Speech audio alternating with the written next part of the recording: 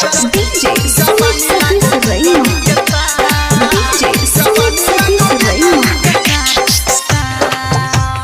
माँ Gayatri recording studio. कमर हिलाबै छ घघरी उठाबै छ कमर हिलाबै छ घघरी उठाबै छ ये तोहर के लगे छ दुनु कटा जवानी लागो बिजली के तार जवानी लागो बिजली के तार जवानी लागो बिजली के तार जवानी लागो बिजली के तार कमर हिलाबै छ घघरी उठाबै छ कमर हिलाबै छ घघरी उठाबै छ ये तोहर के लगे छ दुनु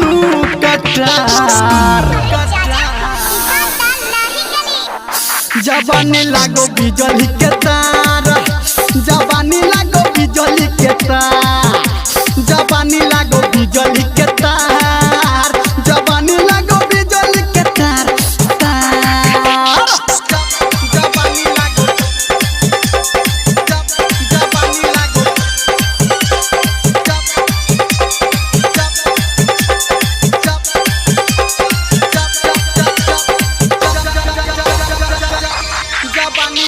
DJ Sweet Sati Suraima.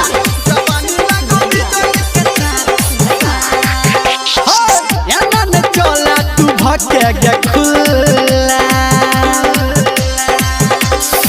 ढोल तो छौरा है तोहर के झूला एना ने चला के भके तू खुला ढोल तो छौरा जवानी के झूला राख छुपा के तू अपन जवानी राख छुपा के तू अपन जवानी नहीं तन फटा ले तो कोनो के मुल्ला गोय गोय गोय कोन क्रीम लगाबै छ सब छौरा के फसाबै छ कोन क्रीम लगाबै छ छौरा के फसाबै छ ये तोहरा से के जबर की लाखो हजार जवानी लागो बिजली के तार जवानी लागो बिजली के तार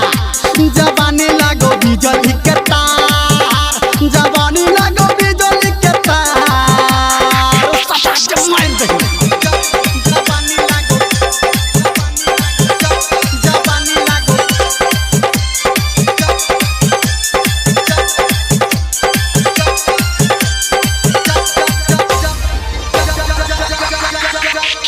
DJ Sweet Sati Suraima. लगन छ छौरी तू एकदम हसीना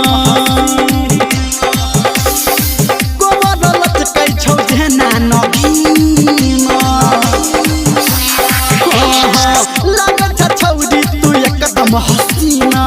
गोबर लटकै छौ जेना नगीना सच कहो घर अंदर के तोरा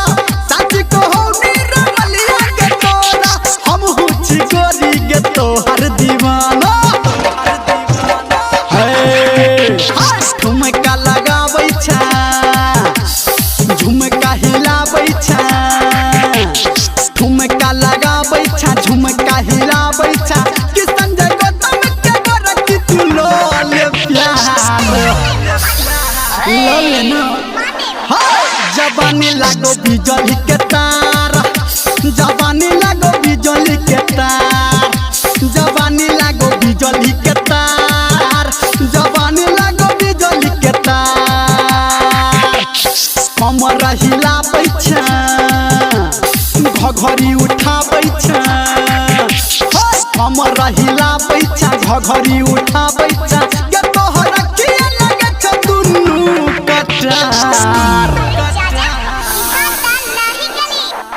जवानी लागो बिजली के तार जवानी लागो बिजली के तार जवानी लागो बिजली के तार